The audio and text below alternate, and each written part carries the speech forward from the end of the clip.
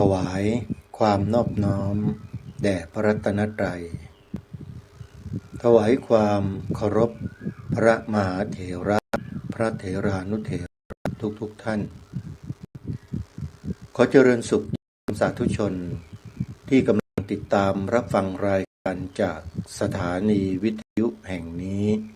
ทุกท่านขอนำท่านผู้ฟังเข้าสู่รายการคดีโลกคดีธรรมพบกันในวันนี้วันแรม1 ค่ำเดือน5วันนี้ตรงกับวันศุกร์ที่3 เมษายนพระพุทธศักราช2569รายการคดีโลกคดีธรรมมีให้ท่านผู้ฟังติดตามรับฟังกันเป็นประจำทุกวันทางสถานีวิทยุพระพุทธศาสนาแห่งชาติประจำจังหวัดต่างๆท่านผู้ฟังสามารถใช้โทรศัพท์มือถือของท่านดาวน์โหลดแอปพลิเคชันที่ชื่อว่าวิทยุพุทธศาสนา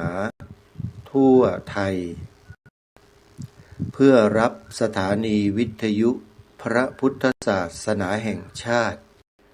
จำนวน40 กว่าสถานีไว้ในโทรศัพท์ของท่านแล้วสามารถเปิดรับฟังได้โดยอิสระตลอด24 ชั่วโมงสถานีวิทยุต่างๆที่ได้ถูกรวบรวมไว้ในแอปพลิเคชันดังกล่าวนี้เป็นสถานีวิทยุที่มีพระภิกษุสงฆ์ครูบาอาจารย์ของเราเป็นผู้อำนวยการสถานีวิทยุทั้งสิ้นและแต่ละสถานีนั้นก็นำสาระธรรมะที่ดีๆมีประโยชน์ซึ่งเป็นหลักธรรมคำสอนของพระสัมมาสัมพุทธเจ้ามาเปิดออกอากาศให้สาธุชนทั่วไปได้สดับรับฟังเพื่อศึกษาเรียนรู้ในพระธรรมคำสอนนั้นการดาวน์โหลดแอปพลิเคชันดังกล่าวจึงถือว่าเป็นมีความมงคลเป็นสิริมงคลต่อผู้ที่ดาวน์โหลดนั้นและยิ่งเราบอกต่อให้ผู้อื่นดาวน์โหลดด้วยเราก็จะได้บุญเพิ่มขึ้นอีกหลายเท่าเลยเพราะฉะนั้นการทำบุญโดยการบอกต่อให้ผู้อื่นดาวน์โหลดแอปพลิเคชันดังกล่าวจึงเป็นการทำบุญที่ได้อานิสงส์มากโดยเฉพาะได้ปัญญาเฉลียวฉลาดทันต่อสถานการณ์ทั้งปวงไม่ตกเป็นเครื่องมือของใครง่ายๆเป็นตัวของตัวเองอานิสงส์แห่งบุญดังกล่าวนั้นเราจะได้เป็นผู้ที่มีปัญญาเฉลียวฉลาดมีเหตุมีผลไม่ใช่เป็นคนที่ไหลไปตามกระแสที่เขาปั่นเราอยู่ตลอดกระแสที่เป็นไปอยู่ในโลกใบนี้ส่วนมากเป็นกระแสลบที่เป็นเหตุเป็นปัจจัยให้เกิดอกุศลกรรมทั้งทางกายทางวาจาและทางใจอยู่ตลอดถ้าเราไม่สดับรับฟังพระธรรมคำสอนของพระสัมมาสัมพุทธเจ้าให้รู้เท่าทันกระแสเหล่านั้นเราก็จะตกเป็นเหยื่อของกระแสเหล่านั้นร่ำไป และการที่เราตกเป็นเหยื่อของกระแสเหล่านั้นเนี่ยมันมีโทษสำหรับคนเราทุกคนโทษในที่นี้ก็คือต้องทนทุกข์ทรมานอยู่กับสิ่งที่เราไม่ปรารถนามากมายเพราะฉะนั้นเมื่อเราได้ศึกษาพระธรรมคำสอนของพระสัมมาสัมพุทธเจ้าแล้วเนี่ยเราจะได้รู้จักโลกใบนี้ได้ดียิ่งขึ้นรู้จักชีวิตมากขึ้นและยิ่งถ้าเราได้นำมาปฏิบัติอย่างต่อเนื่องด้วยแล้วเราจะเพิ่มพูนความรู้เหล่านั้นมากมายกว่าที่เราคิดเยอะแยะเลยรู้เท่าทันทั้งทางโลกรู้เท่าทันทั้งทางธรรมเราจะเป็นผู้ที่ยืนอยู่บนที่สูงแล้วมองอะไรลงมาเห็นทุกสิ่งทุกอย่างได้โดยง่ายนี่คืออานิสงส์แห่งการที่เราฟังธรรมะเท่านั้นนะฮะการฟังนี่แหละทำให้เราได้เกิดความรู้มากมายถ้าหากว่าเราไม่ขนขวายไม่สนใจไม่ใส่ใจในการฟังแนะนำให้เราดาวน์โหลดแอปพลิเคชันเพื่อให้ฟังง่ายฟังสะดวกไปที่ไหนมาที่ไหนอยู่ไกลอยู่ใกล้ไปในต่างประเทศทั่วโลกโทรศัพท์มือถือเครื่องเดียวที่เราดาวน์โหลดแอปพลิเคชันดังกล่าวนี้เราฟังธรรมะได้ทั่วโลกเลยหมายถึงว่าไปที่ไหนทั่วโลกเราก็ฟังได้เพราะมันเป็นระบบดิจิตอลใช้สัญญาณโทรศัพท์เป็นเหตุปัจจัยเพื่อเปิดธรรมะให้ฟังได้เทคโนโลยีนี้ทันสมัยมากถ้าเรารู้จักนำมาใช้ให้เป็นประโยชน์ก็จะเกิดประโยชน์แก่เรามากมายก่ายกองเพราะฉะนั้นการดาวน์โหลดแอปพลิเคชันวิทยุพุทธศาสนาทั่วไทยนี้จึงเป็นประโยชน์โดยส่วนเดียวไม่มีโทษต่อเราไม่เป็นโทษต่อใครทั้งสิ้นมีแต่ประโยชน์โดยส่วนเดียวจึงขอเชิญชวนศรัทธาสาธุชนทุกท่านพากันดาวน์โหลดแอปพลิเคชันนี้ไว้นะแล้วเราจะได้มีความรู้เพิ่มพูนยิ่งขึ้นอย่าใจแคบนะโยมเราเป็นชาวพุทธเรานับถือพระพุทธศาสนาเราศึกษาพระธรรมคำสอนของพระสัมมาสัมพุทธเจ้าแล้วอย่าเป็นคนใจแคบถ้าภาษาทางธรรมเขาเรียกว่าอย่าตระหนี่ถี่เหนียวนั่นเองอย่าหวงโยมอย่าหวงอะไรแม้แต่ชีวิตเราก็อย่าไปหวงมันนำมันมาใช้ให้เป็นประโยชน์ต่อส่วนรวมให้มากที่สุดไม่รู้สิคนอื่นท่านอื่นๆจะคิดยังไงก็ตามแต่สำหรับกระผมและอัตภาพแล้วเนี่ยไม่รู้จะหวงชีวิตไปทำอะไรหวงไปเพื่ออะไรแล้วที่ไม่หวงเนี่ยไม่ใช่หมายความว่าให้มันทิ้งขว้างเอาไปทำในสิ่งที่ไร้สาระไม่เป็นประโยชน์ไม่ใช่นะครับเมื่อไม่หวงแล้วเนี่ยก็ต้องนำเอาชีวิตเนี่ยไปให้เป็นประโยชน์สูงสุดโดยเฉพาะส่วนรวมเนี่ยสำคัญมากท่านอื่นคนอื่นจะคิดอย่างไรไม่ แต่สำหรับรายการคดีโลกคดีธรรมแล้วต้องขอบอกตามตรงว่าชีวิตที่มีอยู่เหลืออยู่อีกไม่กี่เวลาข้างหน้าเนี่ยก็ไม่รู้ละมันจะกี่ปีก็ช่างมันจะต้องทำหน้าที่ให้ดีที่สุดและต้องทำให้ผู้คนในสังคมได้มีสำนึกในความหวงแหนชาติบ้านเมืองพระบวรพุทธศาสนาและพระมหากษัตริย์ให้มากที่สุด3 สถาบันซึ่งเป็นเสาหลักของประเทศไทยของเราเนี่ยเพราะฉะนั้นศรัทธาสาธุชนญาติโยมทุกท่านเพียงแค่การฟังธรรมะเพียงอย่างเดียวเนี่ยนะทำให้เราเป็นอย่างนั้นได้จริงๆเป็นเหตุปัจจัยที่ทำให้เราเป็นอย่างนั้นได้จริงๆดูอย่างโยมแม่สุบินแสงสาคูดูอย่างโยมแม่จันทิพย์แสงทองแม่ฟองจันปัญญาตุ้ย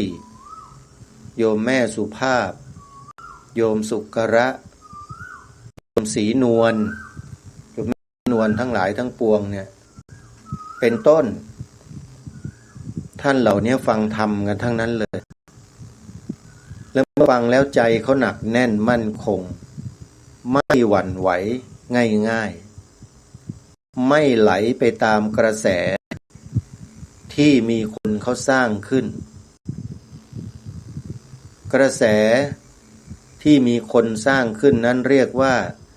กระแสลบถ้าพวกเราไปดูไปฟังบ่อยๆจิตใจเราก็จะลบมีแต่เนกาทีฟเกิดขึ้นในใจตลอดคือมองโลกในแง่ลบโดยเฉพาะข่าวพระสงฆ์ที่ไม่ดีคนพวกนั้นแมลงวันพวกนั้นมุ่งนำเสนอผ่านสื่อแมลงวันของเขาอยู่ตลอด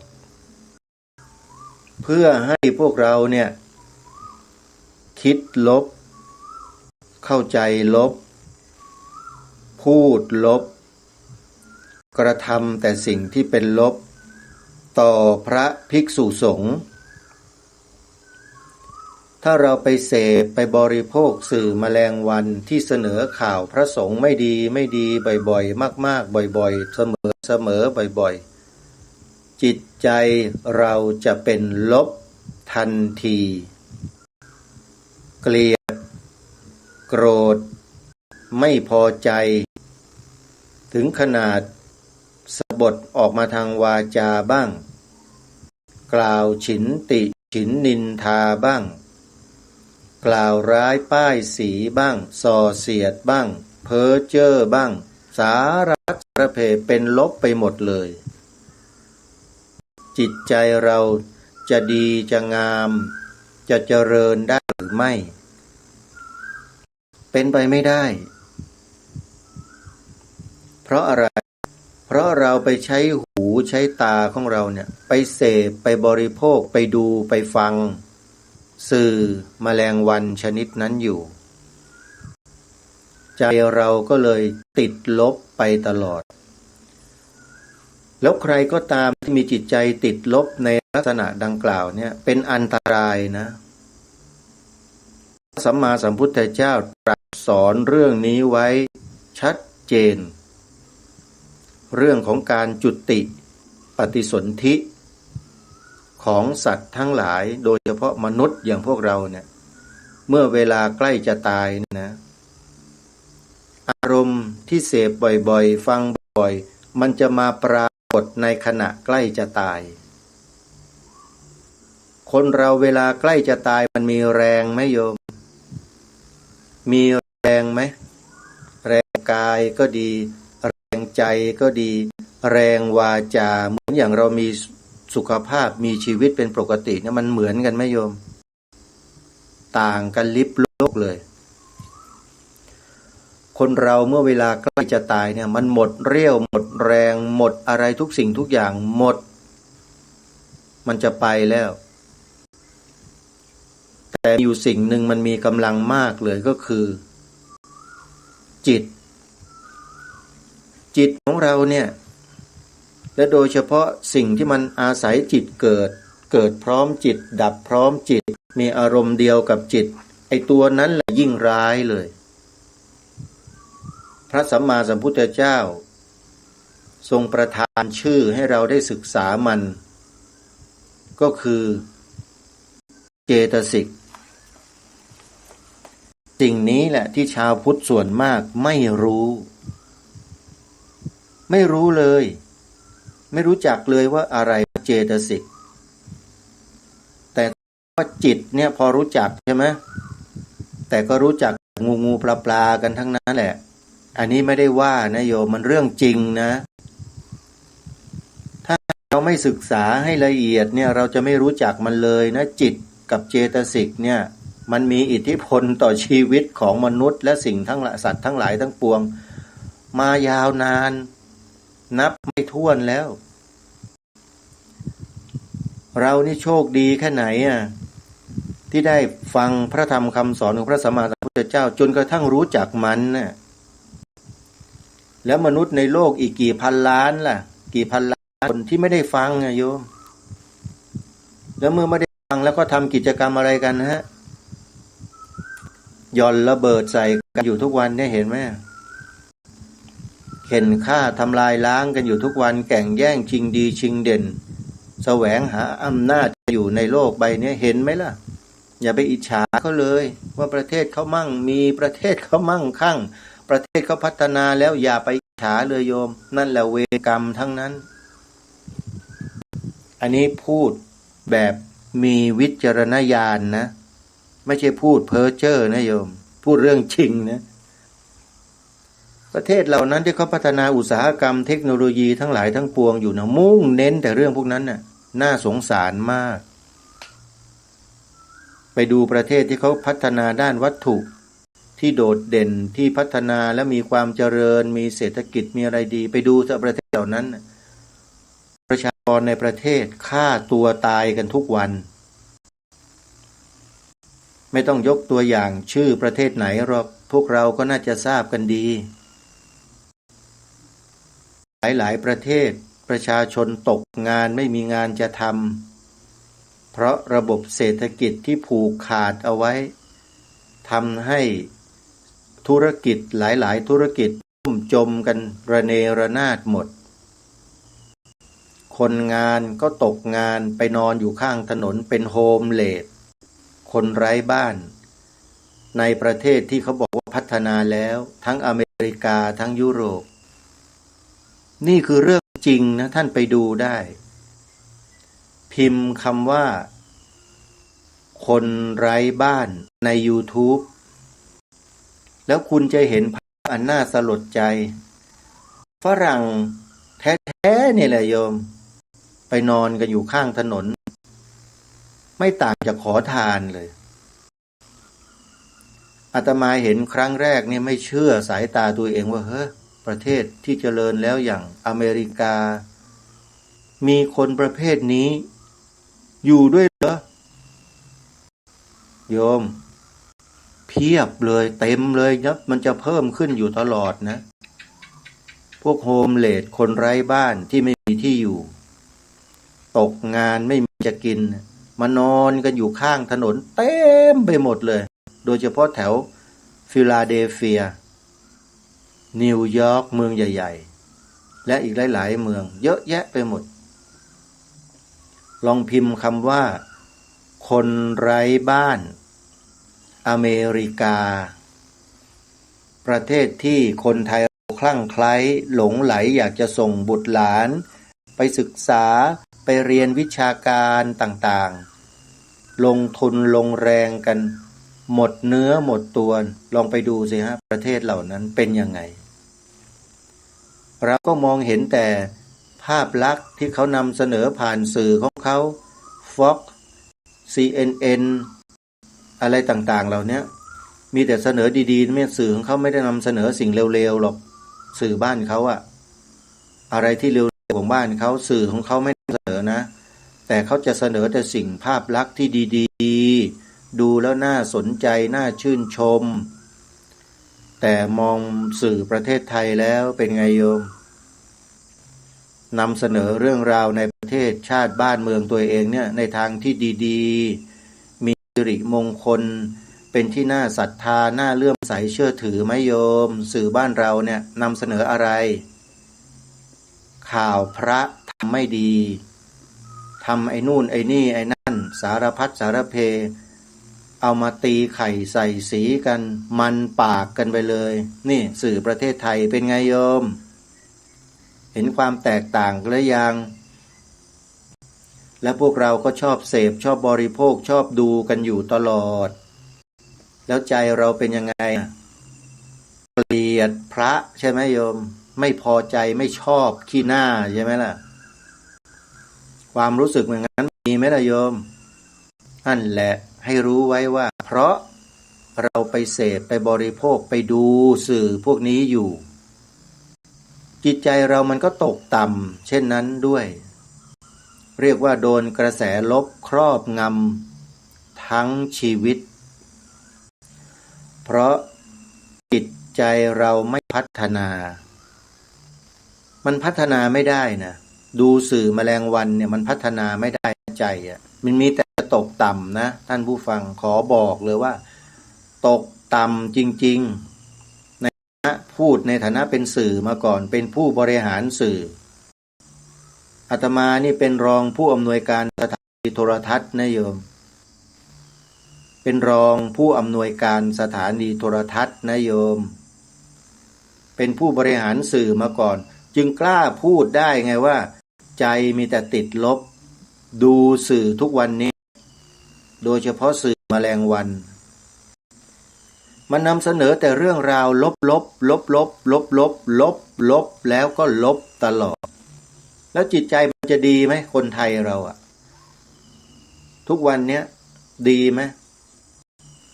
พิจารณาตัวเองกันให้ดีนะญาติโยมไปเจอไปพบพระสงฆ์ท่านเดินอยู่ตามตลาดบ้างไปเดินอยู่ในห้างสรรพสินค้าบ้างเวลาท่านไปที่นั่นที่นี่โยมมีความคิดความรู้สึกกับพระที่โยมเห็นอย่างไรนั่นแหละมันเป็นเครื่องพิสูจน์ว่าโยมนั้นใจมันลบหรือเปล่ามองในแง่ลบไงเพราะบริโภคแต่เรื่องลบสื่อแมลงวันมันเอามาเสนอตลอดแล้วเราก็ไปยกปอปั้นสื่อแมลงวันกันแล้วอย่างเนี้ยความดีเจริญหรือความเลวเจริญกันแน่อันนี้ถามเฉยๆนะโยมไม่ได้ว่าใครนะให้เรานั้นรู้จักคิดโยมต้องคิดนะอยู่ในโลกใบนี้ต้องมีปัญญาคิดเราจะได้รู้เท่าเอาไว้กันรู้ทันเอาไว้แก้กระแสลบทั้งปวงได้แค่นั้นไม่พอนะเราต้องมาเพิ่มกระแสบวกให้กับใจของเราด้วยทำยังไงล่ะเพิ่มกระแสบวกไม่ยากเลยก็เปลี่ยนจากการเสพบริโภคดูฟังสื่อแมลงวันเนี่ยเปลี่ยนมาฟังสื่อแมลงผึ้งพลิกแค่นี้เองง่ายๆทำตามที่รายการคดีโลกคดีธรรมแนะนำโยมตอนต้นรายการน่ะอย่าลืมดาวน์โหลดแอปพลิเคชันวิทยุพุทธศาสนาทั่วไทยเอาไว้นะโยมนะครูบาอาจารย์ท่านพระครูจริยสารธรรมสู้อุตสาห์พัฒนาแอปพลิเคชันนี้ขึ้นมาด้วยตัวของท่านเองเพื่อให้ชาวพุทธ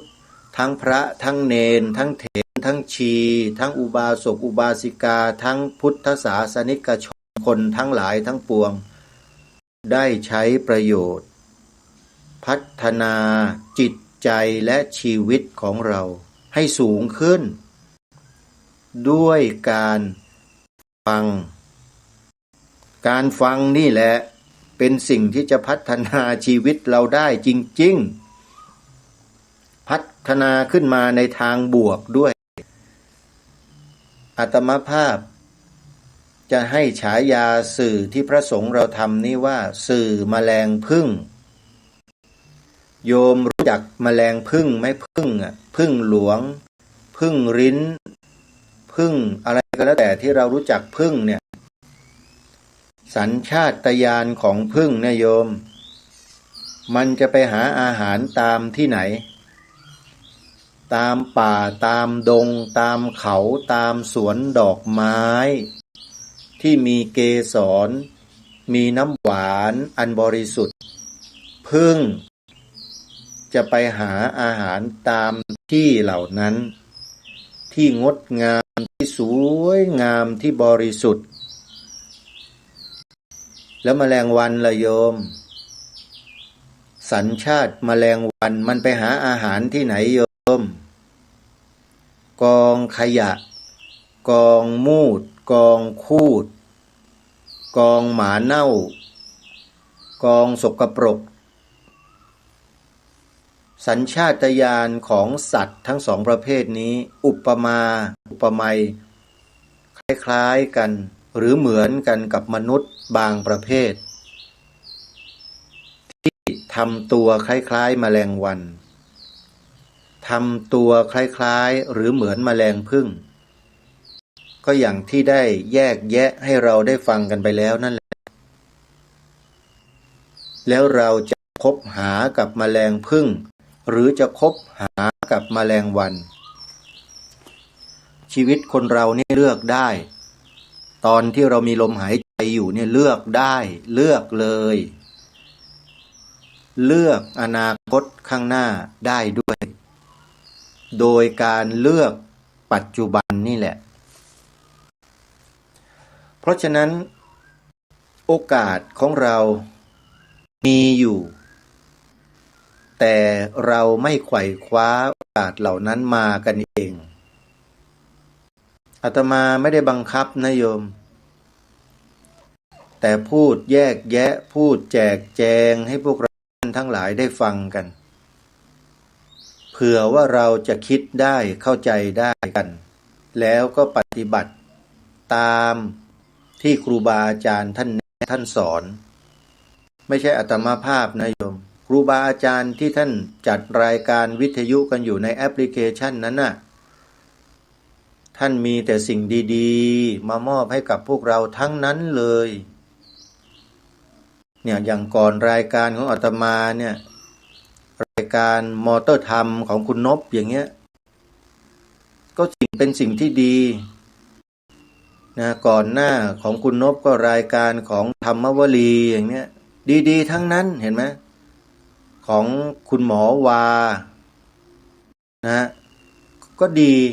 หลังจากรายการอาตมาก็ของท่านผู้ช่วยศาสตราจารย์ด็อกเตอร์บุญทวงศ์อย่างเงี้ยรายการดีๆทั้งนั้นโยมลองไปฟัง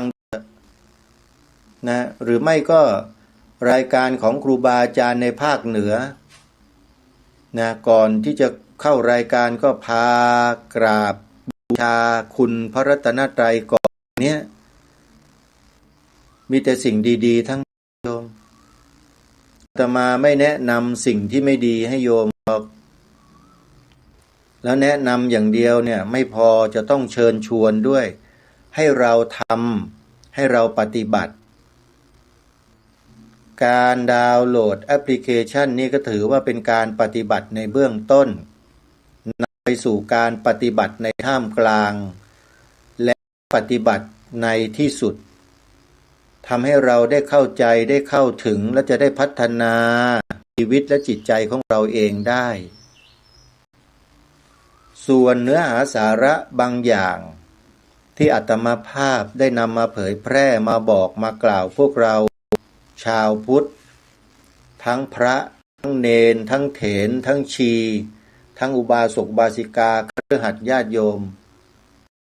เป็นเรื่องของชาติบ้านเมืองของเราหรือพูดง่ายๆก็คือเป็นเรื่องส่วนรวม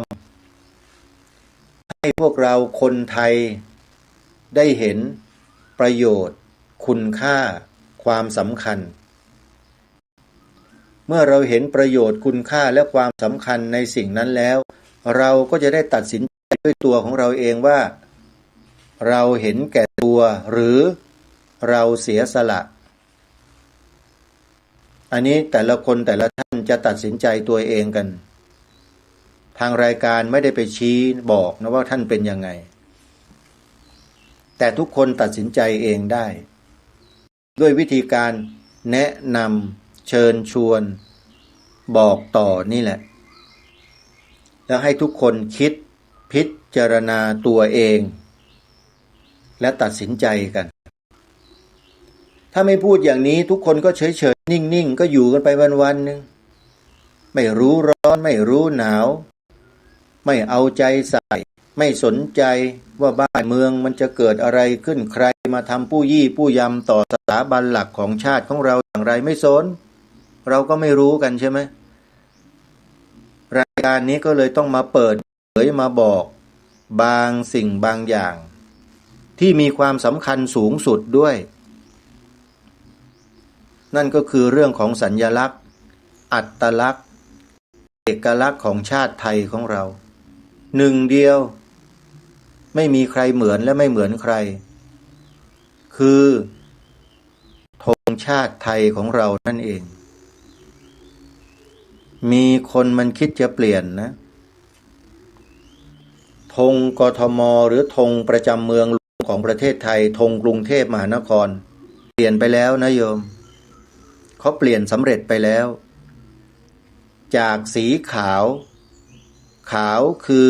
บริสุทธิ์สีสวัสดิ์หมายพระไตรรัตน์และธรรมกุมจิตไทยเขาเปลี่ยนไปแล้วเปลี่ยนเป็นสีอะไรฮะสีเขียวซาอุดิอาระเบียซาอุดิอาระเบียนี่ประเทศอยู่แถวไหนเป็นประเทศอะไรนับถือยังไง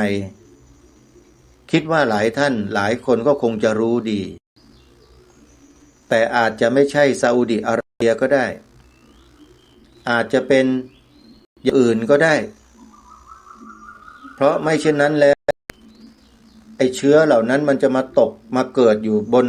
ผืนแผ่นดินไทยบางจุดบางแห่งในประเทศไทยเราได้ยังไงแปลว่ามันไปรับเชื้อมาแล้วเชื้อนั้นมันก็แพร่กระจายซึมเข้าไปในกระแสของสังคมไทยโดยที่คนไทยไม่รู้ตัวแล้วก็ไปกระทำอะไรบางสิ่งบางอย่างที่เป็นภัยต่อความมั่นคงของชาติพระพุทธศาสนาพระมหากษัตริย์สามเสาหลักนี้ค้ำยันความมั่นคงของประเทศเอาไว้โดยตลอดนะตลอดเลยไม่เคยขาดสายเลยกี่ร้อยกี่พันปีก็มาอยู่อย่างนี้ตลอดมาถูกขย่มมาถูกสั่นคลอนก็ในยุคที่พวกเรานี่แหละมีชีวิตได้ยินได้ฟังกันอยู่นี่แหละมันทำกันจริงๆนะมันขย่มนะตอนเนี้ยใช้วิธีการต่างๆแล้วใช้เด็กเยาวชนใช้คนอื่นๆเป็นเครื่องมือนะคนพวกนี้มันฉลาดนะแต่มันหนีไม่พ้นหรอกความลับมันไม่มีในโลกพระพุทธเจ้าก็ตรัสสอนพวกเราอยู่นัตถิโลเกระโหนามะอันว่าชื่อว่าความลับย่อมไม่มีในโลกดังนี้สาธุชนผู้ฟังทุกท่านขอให้เรานั้นมั่นใจเถอะว่าพระสงฆ์ในประเทศไทยของเราไม่นำพาญาติโยมไปเป็นคนอกตัญญูแน่นอนไม่ไปทำลายชาติพระพุทธศาสนาพระมหากษัตริย์ของประเทศแน่นอนมีแต่บอกให้ญาติโยมช่วยกันทำรงรักษาค้ำชูเทิดทูนสถาบันหลักของชาติเท่านั้นรายการคดีโลกคดีธรรมนั้นสำนึกในข้อนี้เป็นอย่างจึงพูดเรื่องนี้มากพูดเยอะมากกว่าพูดธรรมะ มากกว่าพูดสาระที่เป็นประโยชน์โดยตรงแต่เป็นประโยชน์โดยอ้อมและเป็นประโยชน์ที่ใหญ่สุดๆใหญ่มาก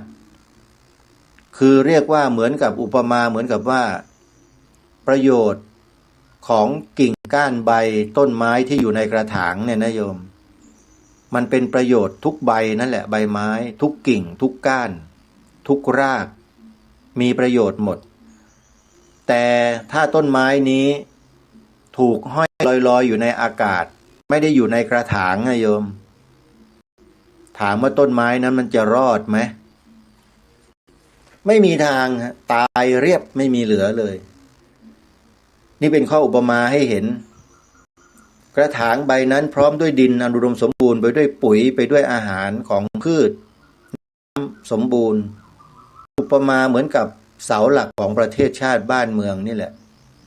ชาติพระพุทธศาสนาและพระมหากษัตริย์ที่คอยหล่อเลี้ยงต้นไม้ให้เจริญเติบโตงอกงามแข็งแรงเป็นร่มเงาได้ผลได้อะไรต่างๆได้หมากให้เรากินให้เราใช้อยู่อาศัยมีความสุขก็คือแผ่นดินประเทศไทยของเรานี่แหละโดยมีเสาหลักทั้ง3เสาค้ำยันอยู่เพราะฉะนั้นเรื่องนี้จึงเป็นเรื่องใหญ่และเป็นเรื่องสำคัญกว่าใบไม้กิ่งไม้ต้นไม้ไม่มีต้นไม้ไม่มีกิ่งใบเรานำเมล็ดพันธุ์มาปลูกในกระถางเติบโตได้แต่ถ้าไม่มีกระถางไม่มีดินต้นไม้มันจะเติบโตจากอะไรล่ะโยมเติบโตจากแบบเทคโนโลยี GMO MGO อะไรนั่นเหรอมันไม่ใช่ของจริงของปลอมเขาทำขึ้นมาเพื่อหลอกทางธุรกิจ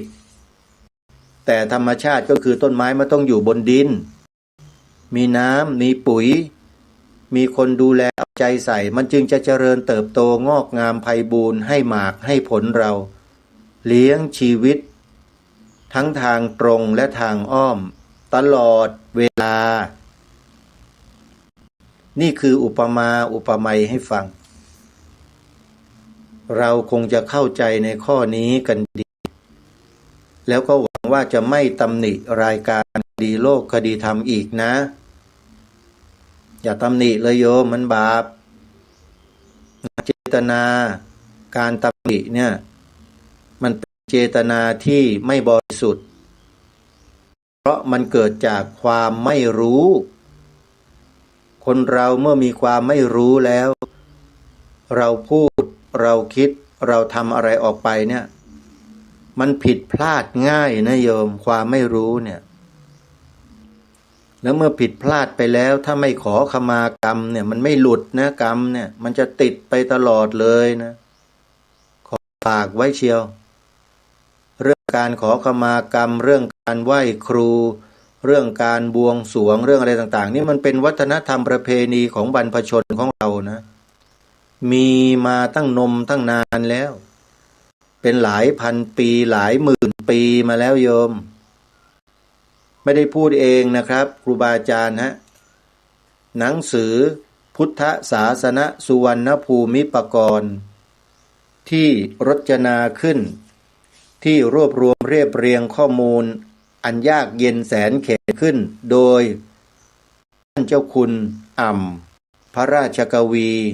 อ่ำธรรมทัตโตครับเป็นพระสงฆ์ที่มีอันพิเศษสามารถอ่านอักษรโบราณได้แบบง่ายดายมีรูปเดียวในโลกครับผมขอบอกได้เลยและหนังสือเล่มนี้ก็หายากไม่ได้หาได้ทั่วไปนะครับเพราะว่าพวกอิลูมินาติมันต่อต้านสุดๆเลยไปมาก็เข้ามาเรื่องอิลูมินาติอีกแล้วแหมจริงๆแล้วก็อยากจะพูดให้ฟังนะโยมแต่ว่าโยมก็คงจะรับกันไม่ได้หรอกเพราะว่ามันเป็นเรื่องนอกโลกไม่ใช่เรื่องในโลกเราแต่มันมาเกี่ยวข้องกับในโลกนี่แหละโดยตรงด้วยนะถ้าเราไม่ศึกษาไม่หาข้อมูลเราก็จะไม่ทราบไม่รู้หรอกก็ฟังแค่ชื่ออย่างเดียวไปก่อนแล้วกันสนใจก็ไปเสิร์ชหาเอานะอิลูมินาตินะก็จะได้รู้อะไรมากมายกว่านี้เยอะพ ระสัมมาสัมพุทธเจ้าของเราเนี่ยทรงทราบดีทราบทุกเรื่องทราบทุกสิ่งทุกอย่างหมดไม่มีเหลือเลยมนุษย์ในโลกนี้รู้ที่พระสัมมาสัมพุทธเจ้าไม่รู้ไม่มีนะมนุษย์ในโลกนี้รู้อะไรพระพุทธเจ้าเรารู้มากกว่านั้นเยอะแต่พระองค์ไม่ตรัสไม่สอนไม่บอกทำไมล่ะไม่มีประโยชน์อันนี้เป็นคำสอนของพระพุทธเจ้าตรงๆนะโยมที่พระองค์ตรัสไม่สอนไม่บอกพวกเราในเรื่องเหล่านั้นนะเพราะไม่มีประโยชน์ก็สอนอยู่เท่าที่เราเห็นเราดูเรารู้เราศึกษากันอยู่นั่นแหละอยู่ในตำรับตำราที่เรียกว่าคัมภีร์พระไตรปิฎก45เล่มนั่นนะโยมนั่นแหละแค่นั้นแหละนิดเดียว45เล่มนั่นนี่แค่นิดเดียวนะโยมว่านิดเดียวไหมนั่นน่ะปุถุชนคนอย่างพวกเรานะมันไม่ได้มองว่านิดเดียวเราโอ้โหไม่ไหวละแค่หนังสือบางเล่มเดียวข่อยก็ขี้เกียจอ่านแล้วพระไตรปิฎกหนาทิ้ง700 800หน้าอย่างเงี้ย40เล่มไม่ใช่เรื่องธรรมดานะโยมเพราะฉะนั้นนี่คือสิ่งที่ทางรายการเน้นและย้ำมาโดยตลอดว่าให้พวกเราเนี่ยศึกษาเรียนรู้ทางลัดเราไม่ต้องไปอ่านพระไตรปิฎกไม่ต้องไปอ่านเองหรอกโยมอ่านไปอ่านมาบางทีเนี่ยไอ้ทิฏฐิความรู้สึกของเราความคิดเห็นของเราที่มันเจือไปด้วยกิเลสเนี่ยนะมันจะนำพาเราให้ไปทางหนึ่งได้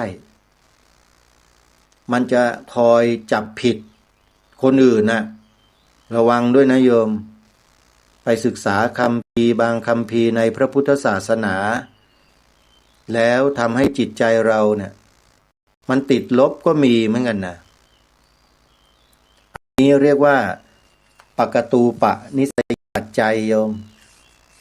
บางทีสิ่งที่เราว่าดีว่าเป็นกุศลว่าเป็นบุญเนี่ยบางทีมันเป็นเหตุปัจจัยให้เกิดอกุศลได้เหมือนกันนะโยมถ้าใครศึกษาเหตุปัจจัย24มหาปัฏฐานมาก็จะทราบในข้อนี้เป็นอย่างดีมันมีแล้วมันเป็นได้จริงๆนะนัตถิปัจจัยอัตถิปัจจัยอะไรต่างๆเหล่านี้มันเป็นไปได้ทั้งนั้นแหละโยมสิ่งที่ไม่มีเป็นปัจจัยให้เป็นแก่สิ่งที่มีอยู่ก็ได้สิ่งที่มีอยู่เป็นเหตุปัจจัยสิ่งที่มันไม่มีอยู่ก็ได้อะไรจะมาละเอียดละออลึกซึ้งเท่ากับคำสอนของพระสัมมาสัมพุทธเจ้าเราเนี่ยไม่มีอีกแล้วไม่มีอีกแล้วโยมไอเทคโนโลยีวิทยาศาสตร์ระดับควอนตัมทั้งหลายที่กำลังฮิตกันอยู่ตอนนี้ขอบอกนะไม่ได้ดูถูกนะยังไม่ได้กระผีกของพระสัมมาสัมพุทธเจ้าเลยยังไม่ได้แม้แต่ขี้เล็บด้วยซ้ำไปพูดกันภาษาหยาบขออภัยด้วยนะฮะเด็กๆฮะควอนตัมควาร์กฟิสิกส์ต่างๆเนี่ยเด็กๆทั้งนั้นเลยถ้ามาเทียบกับคำสอนของพระสัมมาสัมพุทธเจ้าเนี่ยยังไปไม่ถึงไหนเลยยังอยู่กับตรงนั้นแหละยังทิ้งมวลไม่ได้ยังเข้าสู่พลังงานอีกรูปแบบหนึ่งไม่ถึงพูดกันตรงๆนี่แหละโยมยังติดอยู่ในเรื่องภาษาอยู่ค้นหากันอยู่นั่นแหละ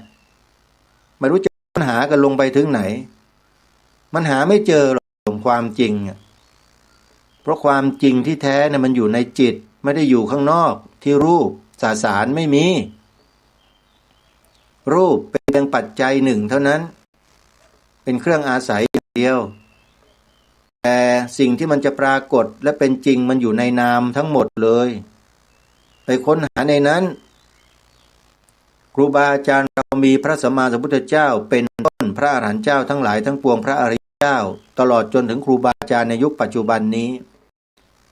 เน้นสอนให้พวกเราฝึกอะไรโยมฝึกจิตร่างกายนี่พระสงฆ์เราไม่ได้สอนไม่ได้เน้นนะให้มาฝึกร่างกายทำท่าอย่างโน้นอย่างนี้ให้วิ่งให้ออกกำลังให้ยกเวทไม่มี ไม่ได้สอนให้ออกกำลังหรือทำให้กำลังแข็งแกร่งแต่สอนให้ทำจิตให้แกร่งทำยังไงจิตทำให้แกร่งเริ่มต้นจากการฟังให้ได้ก่อนฟังเพื่อศึกษาเรียนรู้ในเบื้องต้นเป็นชัดไงทางรายการถึงบอกว่าให้ดาวน์โหลดแอปพลิเคชันมาฟังเถอะเราจะได้เรียนรู้ศึกษาในเบื้องต้นแล้วเราจะได้ไม่พลาดในการปฏิบัติจะได้ปฏิบัติไปในทางที่ถูกไม่ได้หลงผิดไปเหมือนคนอื่นเขามีคนปฏิบัติแล้วหลงนโยมไปไม่ถูกและไปไม่เป็นเลยไปกลายเป็นอะไรก็ไม่รู้เต็มไปหมดเลยในสังคมเนี่ยลัทธินั้นลัทธินี้ลัทธิโน้นเกิดขึ้นเต็มไปหมดปรากฏว่าพอไปศึกษาไปเรียนรู้ไปดูแล้วส่วนมากนะเพี้ยนทั้งนั้นเลยเพี้ยนอะไรเพี้ยนไปจากพระธรรมคำสอนของพระสัมมาสัมพุทธเจ้าทำไมถึงรู้ล่ะก็เพราะศึกษาเรียนรู้มาไงทั้งภาคปริยัติและภาคปฏิบัติมาแล้วแนวทางที่จะไปสู่การบรรลุถึงพระนิพพานพ้นจากความทุกข์ทรงวางไว้เป็นลำดับขั้นลำดับตอนไว้หมดแล้วท่านผู้ฟังอยู่ในไหนลำดับขั้นลำดับตอนลองว่ามาดิอยู่ในโพธิปักขิยธรรม37ประการมีสติปัฏฐาน4สัมมาปัฏฐาน4อิทธิบาท4อินทรีย์5พละ5โพชฌงค์7มรรคมีองค์8มีคำอธิบายขยายความไว้ในอรรถกถาในดีกาไปศึกษาดูในคัมภีร์พระไตรปิฎกคัมภีร์พระไตรปิฎกที่กล่าวถึงโพธิปักขิยธรรม37ประการเนี่ยมีอยู่หลายเล่มเลยไม่ว่าจะเป็นสังยุตตนิกายสคาทวัคในอภิธรรมวิภาวินีในทีฆนิกายปาติกวัคในมัชฌิมานิกายอุเทศต่างๆเหล่านี้เยอะแยะมากมายกุฏกนิกายจุลวัคกุฏกนิกายมีหลายคัมภีร์เลยโยมมีหลายสูตรที่กล่าวถึงโพธิปักขิยธรรม37ประการไว้เนี่ยนั่นแหละคือลำดับขั้นลำดับตอนที่พระสัมมาสัมพุทธเจ้าทรงวางเอาไว้ดีแล้วเหมาะสมแล้วสำหรับพวกเราแต่เราจะศึกษาเรียนรู้เข้าถึงกันได้แค่ไหนนั้นมันก็ขึ้นอยู่กับความตั้งใจเจตนาของพวกเรากันทุกท่านทุกคนขอให้พวกเรานั้นสนใจกันนิดนึงนะโดยเฉพาะสิ่งที่ทำได้ไม่ยากเลยเหตุปัจจัยในเบื้องต้นก็คือการฟังต้องฟังโยมไม่ฟังแล้วมันไม่รู้นะฮะรายการนี้จึงเน้นจึงย้ำให้พวกเราเนี่ยดาวน์โหลดแอปพลิเคชันไว้ฟังไปเถอะช่องไหนสถานีไหนครูบาอาจารย์รูปใดขอให้ฟังเถอะโยมฟังด้วยความตั้งใจนะอย่าฟังผิวเผินเหมือนกับฟังรายการคดีโลกคดีธรรมเนี่ยบางคนนี่ฟังแค่ผิวเผินแล้วก็ไปตำหนิไปว่าอย่างโน้นอย่างนี้ไปนั่งนินทากันอยู่เป็นบาปเป็นกรรมกับตัวเองนั่นน่ะฟังให้มันได้ศัพท์แล้วค่อยจับไปกระเดียดไม่ใช่ฟังไม่ได้แล้วจับไปกระเดียดมันก็น่าเกลียดกันไปทั้งบางนั่นแหละโยมคนเรามันก็จิตเป็นอกุศลกันได้นะขอฝากไว้นะช่วยกันช่วงนี้อาตมาภาพและกระผมเองนะครับอยู่ที่สวนป่าสามัคคีธรรมมาดูแลงานก่อสร้างศาลาปฏิบัติธรรมหลังซึ่งก็ขอฝากครูบาอาจารย์ฝากญาติโยมสาธุชนทุกท่านไว้ด้วยนะโยมนะอาตมาภาพไม่มีกำลังพอในการที่จะสร้างให้แล้วเสร็จเพียงผู้เดียวไม่ได้ต้องอาศัยศรัทธาสาธุชนญาติโยมร่วมกันบริจาคคนละไม้คนละมือก่อร่างสร้างศาลาหลังนี้ให้แล้วเสร็จอาตมาภาพ ยังรับบริจาคไปเรื่อยๆนะโยมไม่หยุดไม่ได้เพราะต้องนำปัจจัยเนี่ยไปใช้หนี้การก่อสร้างเนี่ยย่อมมีหนี้ตามมาแน่นอนโยมถ้าหากไม่ช่วยไม่สนับสนุนอาตมาเนี่ยอาตมาก็จะลำบากในเรื่องที่จะต้องขวนขวายดิ้นรนนะการจะทำหน้าที่ให้ต่อเนื่องต่อไปก็อาจจะสะดุดหลุดล้มลงได้เช่นกันเพราะฉะนั้นขอฝากนะโยมฝากเลยว่างานศาลาปฏิบัติธรรมที่สวนป่าสามัคคีธรรมของอาตมาเนี่ยยังคงรอญาติโยมสาธุชนมาร่วมด้วยและช่วยกันเป็นเจ้าภาพใครที่จะร่วมบุญก็ขอเชิญได้นะโยมนะติดต่อที่อาตมาภาพโดยตรงที่หมายเลขโทรศัพท์094-662-6935ขออนุโมทนาบุญกับทุกท่านนะที่ได้ร่วมบริจาคปัจจัยกันเข้ามามากบ้างน้อยบ้างสมทบทุนกันสร้างศาลาหลังนี้ขอให้ทุกท่านมีความสุขความเจริญมีกินเหลือใช้มีรายจ่ายลดลงขอให้มั่นคงในชีวิตทรัพย์สินและเงินทองร่ำรวยตลอดกาลทุกเมื่อเธอขอเจริญพรขออนุโมทนาสาธุวันนี้หมดเวลาแล้วก็ขอยุติรายการไว้แต่เพียงเท่านี้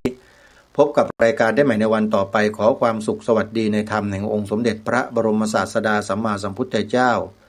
จงปรากฏเกิดมีขึ้นในจิตใจของท่านผู้ฟังทุกท่านทุกคนเทินขอเจริญพ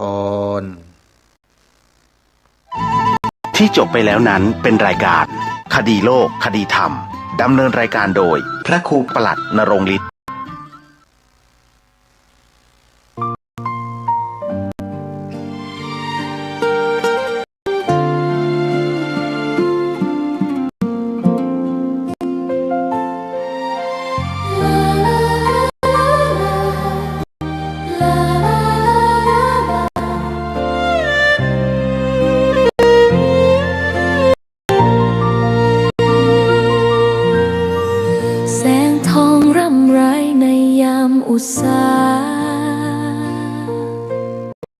ยังเห็นพระเมตตาอยู่ทุกแห่งหน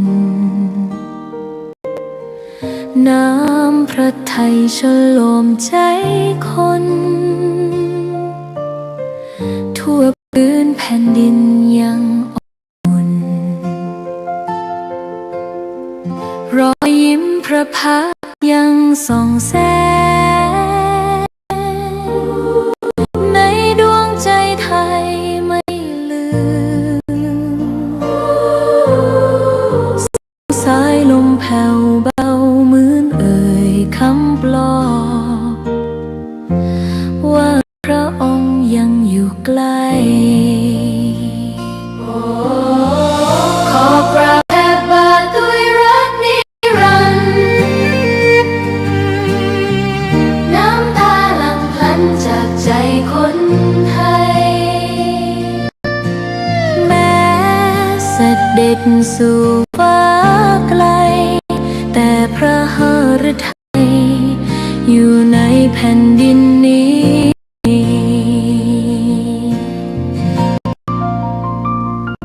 สวนดอกไม้ยังบานวันเก่าราวกับเจ้าดอกไม้รู้ว่าพระองค์จากไปแต่กลิ่นหอมยังพัดผ่านใจให้ระลึกถึงพ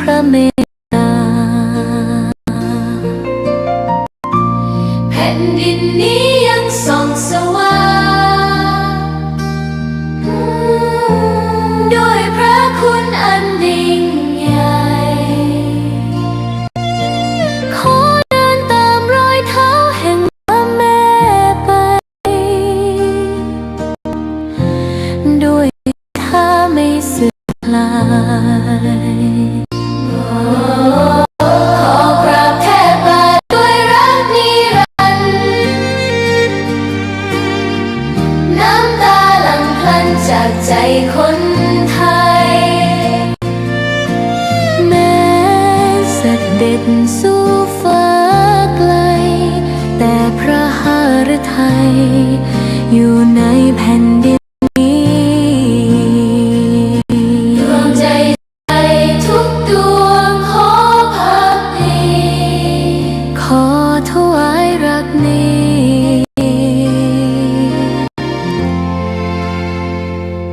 นิรันดร์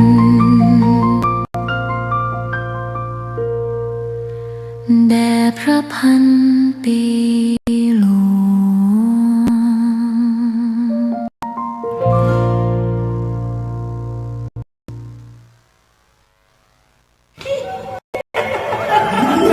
กระจกวิเศษจงบอกข้าเถิดใครงามเลิศในปัทภี ก็พระนางนะสิราชินีผู้เลอโฉมดูสิตั้งแต่ท่านพาชาวประชางดเผาป่าและขยะในครัวเรือนชาวไร่ชาวนาก็งดเผาตอสั่งข้าวฟางข้าวหันไปไถกลบทำปุ๋ยหมักแปรรูปเป็นอาหารสัตว์หรือเอาไปอัดเป็นก้อนแทนอากาศก็ดีไม่มีฝุ่น PM 2.5 คอยกวนใจหน้าตาท่านก็สดใสผิวพรรณผุดผ่องเป็นที่สุดพะยะค่ะ ต้องแบบนี้สิเจ้าพูดถูกใจข้ายิ่งนักเพราะทุกการเผานั่นคือการสะสมฝุ่นแต่ถ้าทุกคนร่วมใจกันหยุดเผาเราก็จะมีแต่อากาศบริสุทธิ์ไว้หายใจห่างไกลมะเร็งปอดสุขภาพก็ดีมันคือที่สุดแล้ว ราชินีจงเป็นอมตะ ราชินีจงเป็นอมตะข้าขอบูชาท่านพะยะค่ะ เอ้าไปเอาทูบมาแต่ไม่ต้องจุดแล้วนะเดี๋ยวนี้ข้าเปลี่ยนมาใช้ทูบไฟฟ้าแล้วมันจึ้งมากไม่มีฝุ่นเลย คุณอากาศดีด้วยการร่วมมือของทุกภาคส่วน ปรารถนาดีจากสำนักงานประชาสัมพันธ์ที่ 3 กรมประชาสัมพันธ์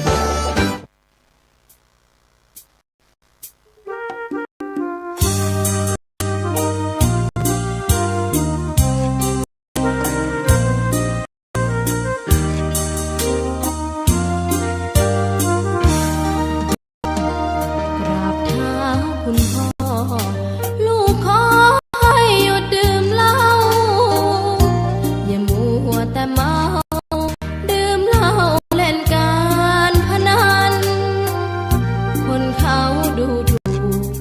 กว่าพ่อขี้เกียจทำงานชาวบ้านรังเกียจเดียดฉันต่างประจานคุณพ่อสิ้นดีสงสารคุณแม่ลำบากแท้หาเงินมาให้ได้มาเท่าใดก็ใช้จนหมดไม่มีขัดสนจนยากลำบากคนแค้นเต็มทีอนาคตของลูกริบหรีความหวังที่มีมืดมนพ่อดื่มสุราเหมือนกินน้ำตาของแม่พ่อจ๋าฐานะเราแย่หากไม่แก้ความจนแม่เตือนพ่อด่าตบตีแม่เสียจนชอกช้ำระกำมองมนซ้ำถูกคนเขานินทากราบเท้าคุณพ่อลูกขอให้หยุดดื่มเหล้าหากมัวแต่เมาคนเขาย้ำหมิ่นเรื่อยมากลับตัวเสียใหม่กลับใจมาพัฒนาพ่อจะมีคุณค่าเลิกดื่มสุราเลิกการพนัน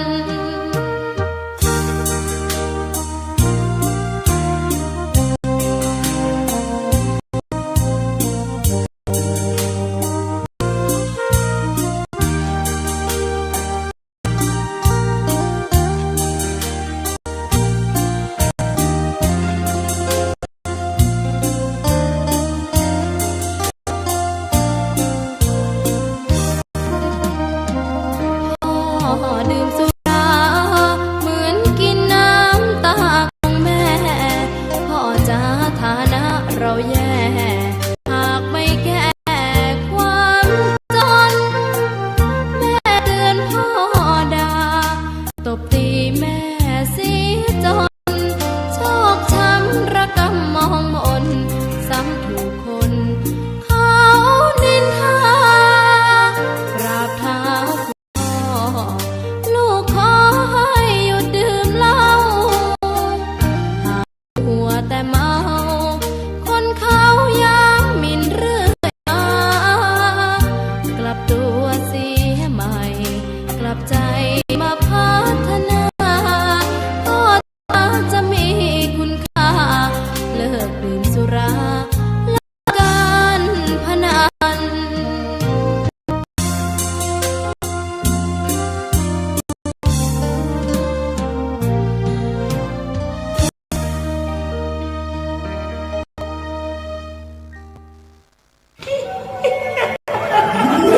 กระจกวิเศษจงบอกข้าเถิดใครงามเลิศในปัทภี ก็พระนางน่ะสิ ราชินีผู้เลอโฉม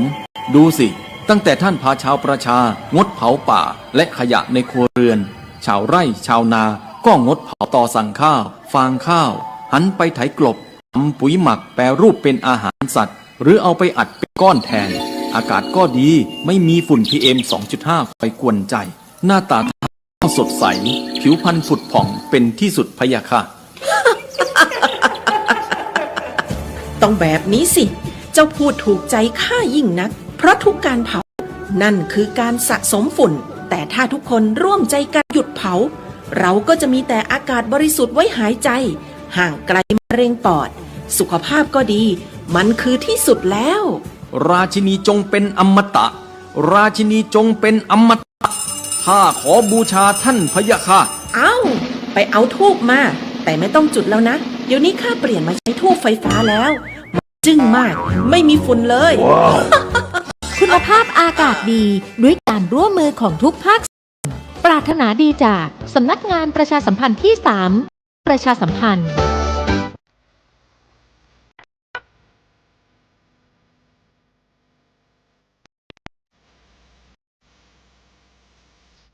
นักเผยแผ่จึงเปรียบเหมือนหมอที่วินิจฉัยโรค แล้วค่อยๆทดลองยา เมื่อเห็นว่าให้ยาโรคก็คอยดูแลไม่ให้เกิดโรคแทรกซ้อนตามขึ้นมาอีก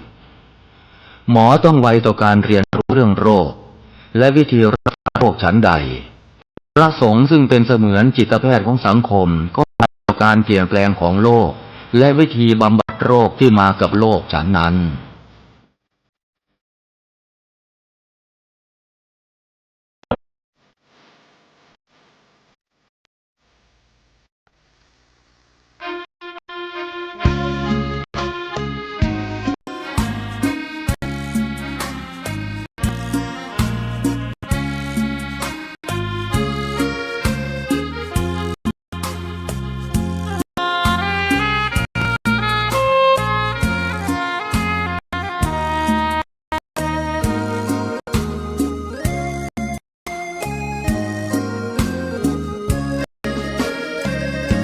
พลิ้วเพลงทำถูกถ้อยคำเข้าถึง